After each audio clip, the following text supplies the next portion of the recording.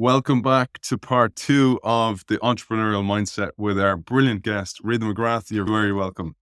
It's a pleasure to be here, Aidan. I absolutely adored part one. I really enjoy the book. It's got so much in it. As I've said in part one, it is a playbook of how to run corporate innovation or how to even run a startup and select your ideas in the first place. If you're an existing company and you're looking for ways to step up your game, if you're looking for ways to differentiate, one of the ways you can do that is something we mentioned in part one. It was an article that Rita wrote before she wrote this book called Consumption Chain Analysis. And Rita says here, if looking at usage doesn't lead to a lot of great ideas, don't despair. There are many other places that you can do this. Enter a tool that Rita calls Consumption Chain Analysis. This works on the premise that opportunities for differentiation lurk at every step of the way your customers take, from the time they first become aware of their need for your product or service to the time they finally dispose of the remnants of the used up product. Customer consumption chains. Over to you, Rita. So the idea behind a consumption chain is that you think about it as a consumer, right? There's always this swirl of activities around getting your needs met. And very often companies are not very aware of what the customer is going through. So if you think about it, take something really simple like getting groceries. But so I become aware that I have a need. There's nothing in the house for dinner. I think about alternatives. Well, we could order some food. I could go to the grocery store. I could do whatever. And let's say I then settle on, well, I am going to go to the grocery store. Once I'm in the store now, I have to decide, well, what am I going to get? What looks fresh? What looks nice? What do I in the mood to eat? What am I in the appetite to cook? I get my way through the grocery store. I get home. I unpack it and all that stuff, right? So each step along the way is a moment of customer choice. And a lot of times we're very unaware that, firstly, that exists. Secondly, and this is a new bit of research that I've been doing, at each step in the consumption chain, there's a choice architecture you need to be thinking about. So how many choices are presented to a customer? In what order? How complex is it? How comfortable do they feel moving forward?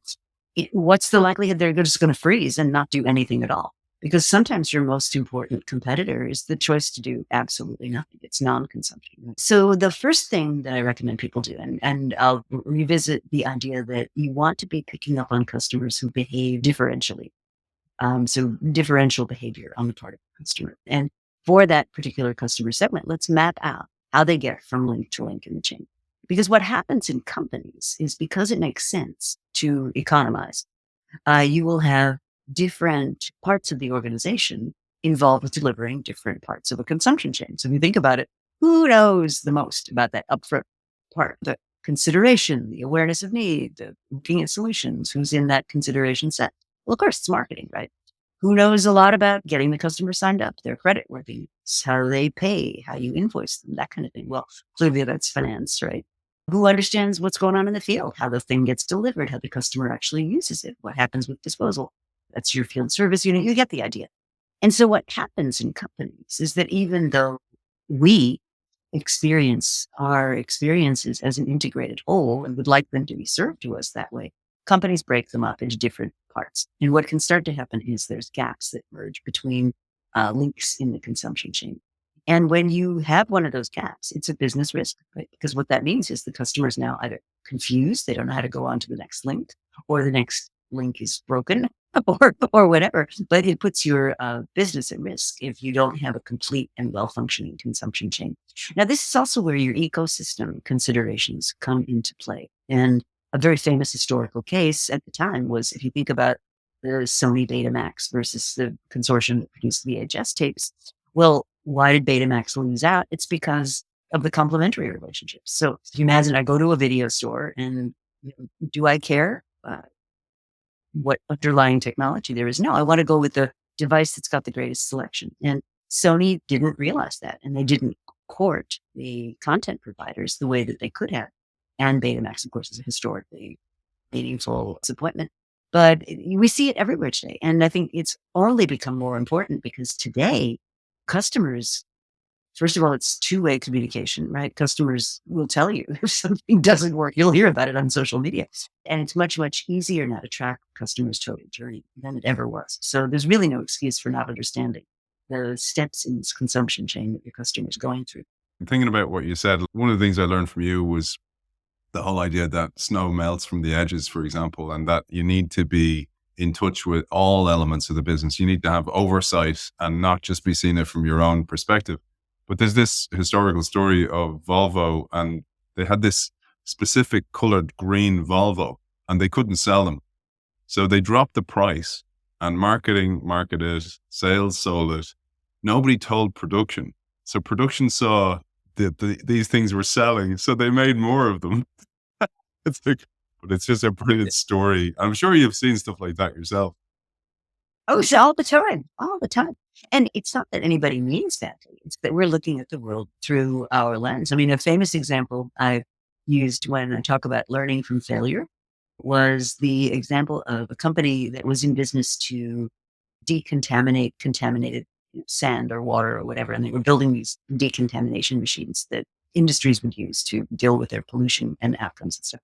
And the government was about to pass this very strict new regulation, which this company's technology actually was perfectly suited for. They had just come up with this invention that it could meet the stringent government standards. It was great. This was in my doctoral years. I was doing interviews at the company with the different groups involved. And the first group of interviews I did was with marketing. And I said to the marketing people, well, what's going to sell this product? And got this whole story about how, well, there's going to be strict new government regulations. We're one of only one or two players who can actually meet that high level of standard. We're going to clean the floor with this thing because it's going to be just such a completely different environment. And I thought, well, okay, that story hangs together for me. So then I went and talked to the people in engineering. And I said, what's going to sell this thing? And they were like, oh, it's going to be cost, right? It's going to be efficiency. This is going to be the best working baby on the planet. And here's the thing that I thought was absolutely astonishing is the engineering people to meet their cost targets were engineering out the product, the very capability the marketing people were counting on to sell it. So I went back to the marketing people and I said, have you guys talked to them? Like, and I would submit to you that waiting for a wandering doctoral student to come to your company to get ideas passed from one to the other is not a very efficient way of doing things. It's amazing, it really is. And it goes back to something Joe Bauer told me was that idea of resource allocation as well is oftentimes it comes down to the individual because they'll back an idea of, oh, it's from Rita McGrath. Oh yeah, she's reliable. She delivered the last time. And it's not an idea meritocracy at all.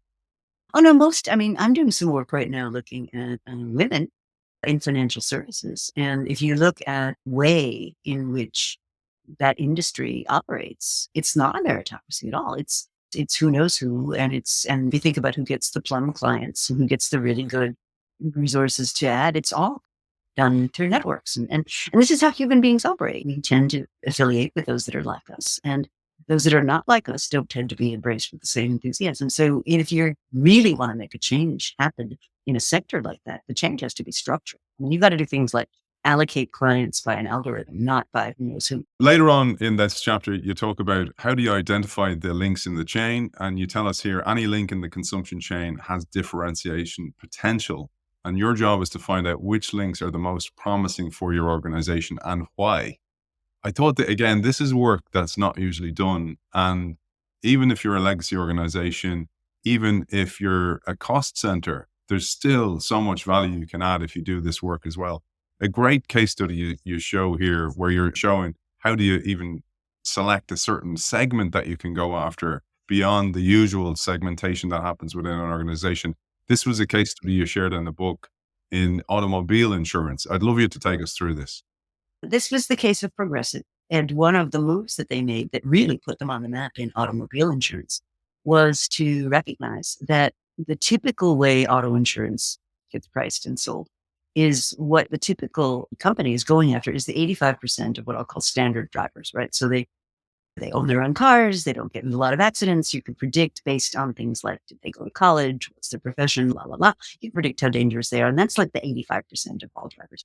But there's this remaining 15% that are, let's just call them higher risk drivers. So these are people, they tend to drive a lot of rental cars. They get in a lot more accidents. They drive recklessly. They do all this stuff. And insurance companies, as a general rule, just, don't bring those people to us. They're awful. They're high risk. But what progressives started to think about was, well, wait a minute, is there something we could do with these drivers? And what they realized was because these people were in this particular category, they had no choice. They would have to pay a fortune to be insured. And so Progressive said, well, wait a minute, what if we created an offering that dealt specifically with the fact that these are higher risk people? And so what they started to build out was they said, well, okay, how would we capitalize on an accident experience? Right. And what they realized was that the typical way this gets done, first of all, it opens the door to an awful lot of fraud. There's a huge amount of fraud in sort of accident insurance reimbursement business. And so what they started to do was they said, well, first of all, we're going to say, how do we create a really great experience for someone who's just had an accident? So they listed through all the negatives of what happens in that case. Well, I have an accident, we exchange insurance cards. Let's my car can't be driven. It's got to be towed somewhere. Then I've got to figure out how much it's going to cost to get it reimbursed. Then there's a big argument with the insurance company about the repair costs. Then they want us to use their repair person, blah, blah, blah, blah, blah, all this stuff. It's really full of hassle experience. So what Progressive did was they said, well, what if we had someone who's able in a mobile van? Now, again, this was pretty revolutionary at the time. In a mobile van, they've got everything that they need to assess the damage, identify the right place where the tow truck should go, give the customer a quote on the spot of what it's going to cost, and the customer can say yes or no.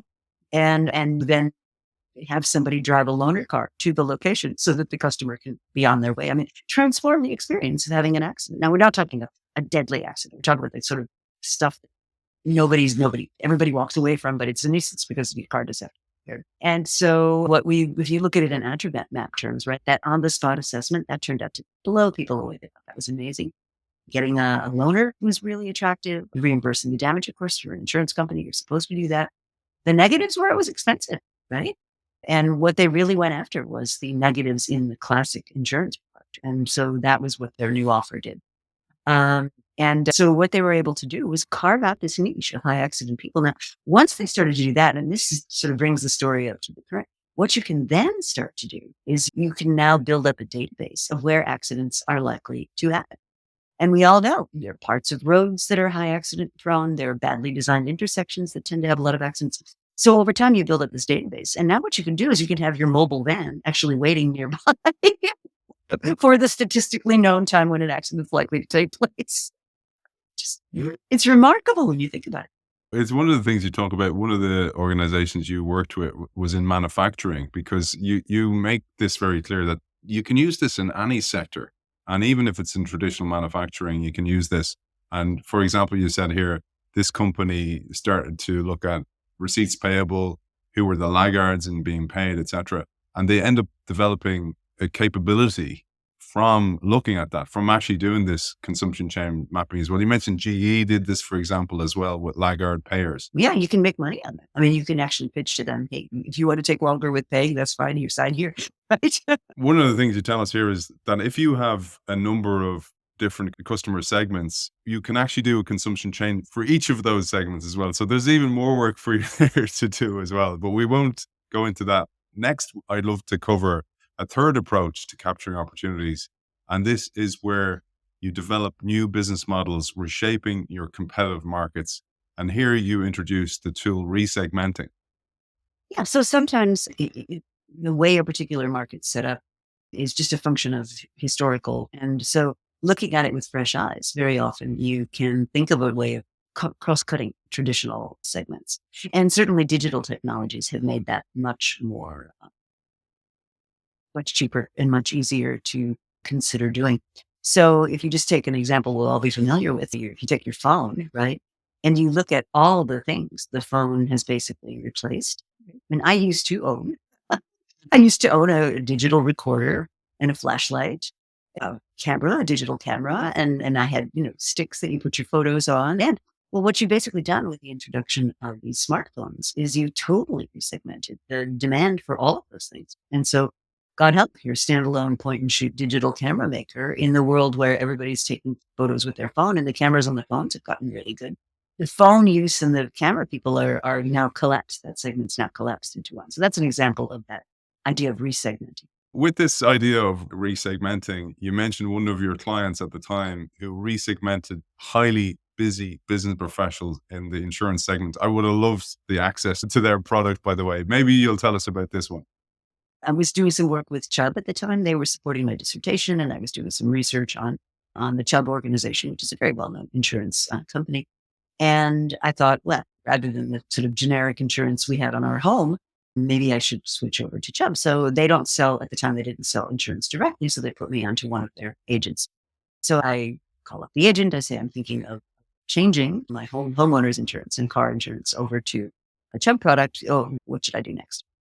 And so the first thing the agent says to me, oh, that's great. I can help you out, but I'll need to get some information first. I said, great. Why don't you? What do you need? She says, well, the first thing I need is I need your husband's driver's license number. Now, I don't know about you, Aidan, but like at the time we were both working, and my husband's driver's license number is not something I carry around with me on a regular basis. This is during the workday, and he's not going to be abused by my calling him up and saying, honey, what's your driver's license number? And at the time, we had 2 young kids at home. We had nannies. We had activities. I mean, it was just, like, you walk in the house, and I'm sure, and when you come home, it's orderly, the classical music is playing, things are lovely. Yes. But when I would walk in the door, it's complete and total chaos. So anyway, so I put the phone down and I said, oh, I'll have to call you back. Now, what's just happened to the likelihood of that sale, right? I mean, like, why lead off with that? So anyway, I get my husband on a quiet moment. I have not, by the way, told him yet that I'm in the process of just checking out whether maybe we should switch our insurance. So now I have to go through the whole process of explaining that and why am I doing it. And my husband's very analytical. So what kind of information are you going to get just to get this driver's license number? I'm now being put through a torture. So then I am triumphant. I have the number. I call her back. And I call her back. She gets on the phone. I said, I've got the number. Here it is. Oh, that's fantastic. Now I just need a few more pieces of information. And I said, now what? Like, I've just been put through torture. Now what do you need? She says, well, what I want you to do is send me a photocopy of your current policy. Now, think about that. Like, back in the day, it wasn't like as simple as taking a picture of the page. You're condemning me to go to a copy shop or stand by my printer. And you know what insurance documents look like. They're long, they're thin, they're single-sided, they're two-sided. I can just hand it to somebody and have it copied. So what happened to that sale? Enrager. Nada. Enrager. It just didn't happen. Now, some years later, we had done a home renovation and we actually did have to get our home reassessed for whatever its insurance would be. And so I was basically whining to my Chubb people about my poor experience the last time out. And they said, oh, we've got a broker for you who really gets it. She'll do your. So I'm like, with some trepidation, I'm like, this isn't the day when we physically call people. Let me called her up. She said, sure, I can do that for you. When would be a good time for us to get together? And I said, I don't know. So gave her a time. She comes to my house. She's got one of those portable fax machine-like devices. She says, here's all, and she sent me a note after I put down the phone. She said, here's all the information you should have ready when I show up. She shows up. She takes pictures all around the house. She looks at everything we did. She looks at our documents, puts it all in the system. It goes to corporate headquarters or whatever. Powers that be come back with a price. She says, is the price okay with you? And I'm like, sure. And she says, great, we're done. Sign here. It took 45 minutes, maybe. And so, but my point though is the original person was not a bad person. What she was trying to do by asking me for a copy of my current policy is she wanted to come back to me and show line by line how much better the Chubb policy was going to be for me than the one that I currently have. And from my perspective, do I do a discounted cash flow analysis of my insurance policy? Probably not. It's brilliant because you tell us there, anytime you spot a difference in behavior, you may be looking at an opportunity to resegment. And that's a perfect example of it. And when you see what happened with the working world, where everybody's working from home now more increasingly, the world's changed entirely from a working perspective. There's lots of opportunities to resegment, but organizations are sticking back to the way they've always done it. Hence, look at this book and it gives you this totally different way of looking at things. This brings us to your second recommended approach to transforming a competitive arena. And maybe you'll tell us about that term as well, because I learned about that first when I looked at the end of competitive advantage. But you say breaking down the barriers that cause the current market to be structured as it is important, because this is what you call market reconfiguration. And you tell us also here, there's a lot in this, there's 3 types of reconfiguration: evolutionary, radical reconfigurations, and then revolutionary reconfigurations. Yeah. So if you think about how something we call an industry is structured, it's generally set up the way it is because there were a set of constraints in place that meant it had to be that way. So if you take something like the automotive industry, right? Well, to be what it is, you needed tons of regulations around what a car could be. You needed governments providing key infrastructure like highways. You needed private firms like oil companies creating petrol stations, gas stations. You need this whole complex of things to operate together to create an end use where you can buy a car, fill it up with gas, and off you go. And so when you start to see the ability for something really different to fulfill that same need or to take place of that existing structure, that's when the opportunity for an industry reconfiguration is happening. Now that's happening in automotive, but it's happening very uneven. Right? So we're seeing now electric vehicles becoming a big part of the ecosystem, and that's going to be very destabilizing. Now, why is that? Um, because electric vehicles, unlike internal combustion engine cars, they have far fewer moving parts. They don't have a big heavy engine the way that a gas powered car does. And when you think about who in the ecosystem that's going to have an effect on, it's all those little service stations because that's where they make all their money. The car dealers make all their money on repairs, basically. So you're going to see a radical shift in value in the segments that service that industry because it's not going to be you get a whole function that's not necessary anymore. Likewise, there's this debate right now. Well, are the charging stations going to be like gas stations are today or like petrol stations are today, where there's a central place where you have to go? And the early Tesla designs presume that. They presume you're going to go to this place. While you're there, maybe you'll have a snack and a drink while your Tesla's charging, and then you'll leave and go up. But there's an alternative perspective, which is actually no. Why would we do that? Electricity is everywhere. Why wouldn't we just have distributed charging stations so that you don't have to go to a central place? You can make an appointment for parking lot B and just charge your car while it's doing that. Or if you know that there's going to be a number of different users at a particular location, you just set it up at that location. So you can just see the whole industry really shifting. Another big one that I'm looking at right now is if you think about how medicine is distributed in the world. What used to have to be done in a doctor's office increasingly is getting distributed. So you used to have to go to a doctor's office to get blood drawn or to get an EKG or to get any of these things. Now, a lot of times you can do that at home. You used to have to go to a hospital if you needed to be infused with, say, a chemotherapy drug. That used to have to be done in a hospital. Today, they send you a thing and you can inject yourself at home. It's astonishing. So that's a signal that an industry is ready. So maybe we'll go through the three different types. There's evolutionary, radical, and then revolutionary. I love the terminology there. Well, evolutionary change is just the next logical step in the development of a sector. Right? So if you think about food, an evolutionary kind of change would be, all right, well, we're going to go from food that used to have lots of processed chemicals in it to food that's now being advertised as chemical free because there's a demand that's opened up in the market. That's evolutionary, right? Cereal that's now got no heavy sugars in it. Well, it's still cereal and it's still in a box and we still know what cereal is. So that's an evolutionary change. A revolutionary change is where something's being done in a way that's quite differentiated. So if you think about the shift in breakfast time, right, let's say, and how cereal has really lost out to other more affordable mechanisms of food consumption. This probably goes back to pre-pandemic when a lot of people were commuting, and it ties to a conversation we had earlier about cup holders. Well, once you've got cup holders in a car, and the car is, in many cases, for many families, it's like the living room. It's where everybody is.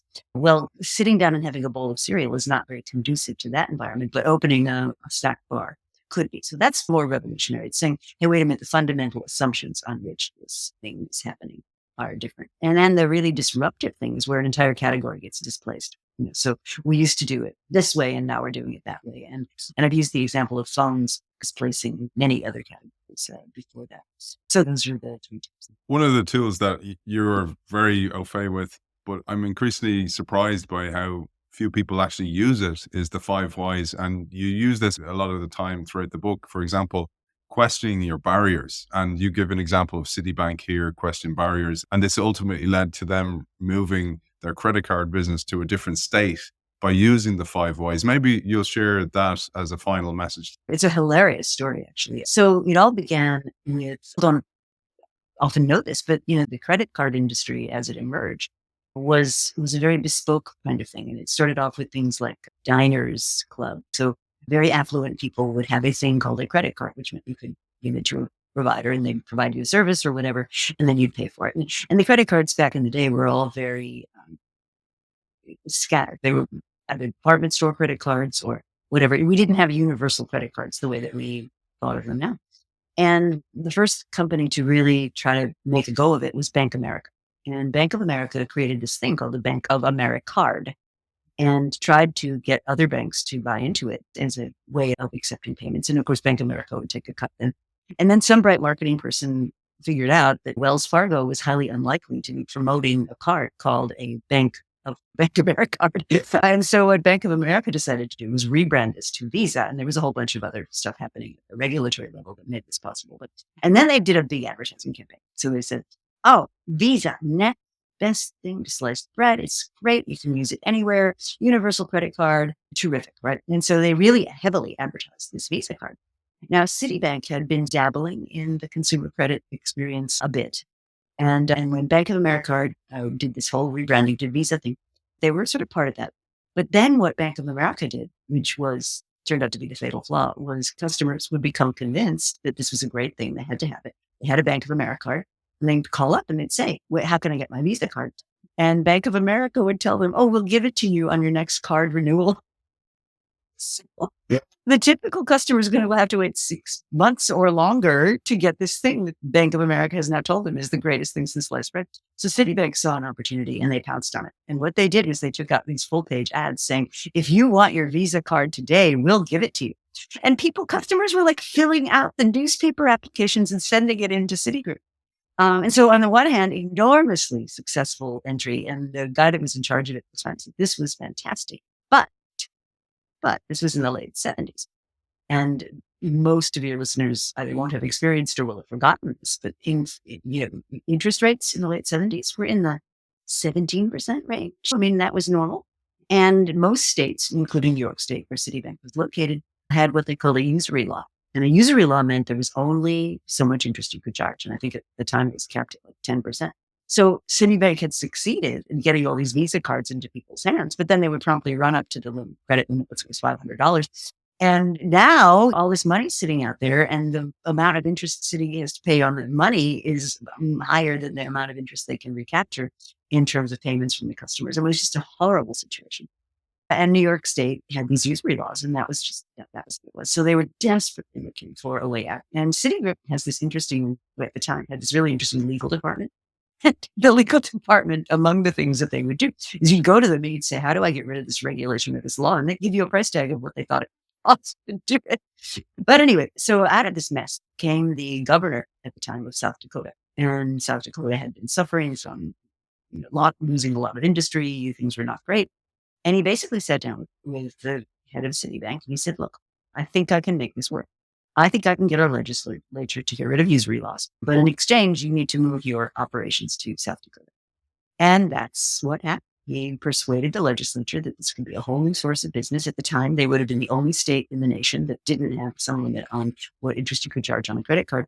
And it succeeded. The Citibank took its whole operation and moved it to South Dakota, charged high interest rates. And the governor of South Dakota, the only thing he didn't take into account was the motivation of alternative governors, because the governor of Maryland then promptly went and did the same thing. And Maryland being much closer to a lot of the money center banks, he scooped up some of that business. But Citibank's in South Dakota to this day.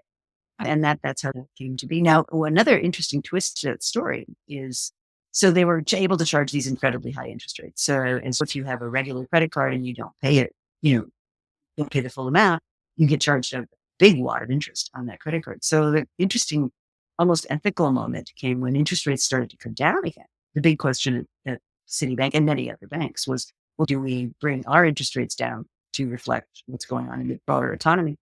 And the answer was, well, actually, no, we're not going to do that. We're going to keep our 1970s era 26% or something interest rate charges on unpaid balances because it's very profitable for us.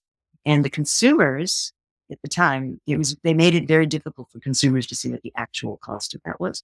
And so you'd hear students saying things like, oh, well, yeah, I can buy that TV. It's only going to be $5 a month. And when you look at the interest rates there, I mean, it's just, it's a lack of financial education being taken advantage of by these institutions. Now, this is now, of course, on the crosshairs of today. Many entities are saying this is not fair to the average consumer. It's damaging to the economy. It's not a good practice. So I suspect that's going to come under more and more pressure. Wow. Well, brilliant, Rita. And again, I'll share links to this and share links to all your website, et cetera, because there's so much in this, including how Citibank actually got to that through using the 5 whys technique throughout the book as well, Rita gives all these questions that you pose to yourself to question your assumptions, which is a huge part of Rita's work as well, because we have this way of working that's been successful that's no longer successful as well. So we have these reams of questions that Rita offers, but very specific for different parts on the stage of challenging your assumptions as well.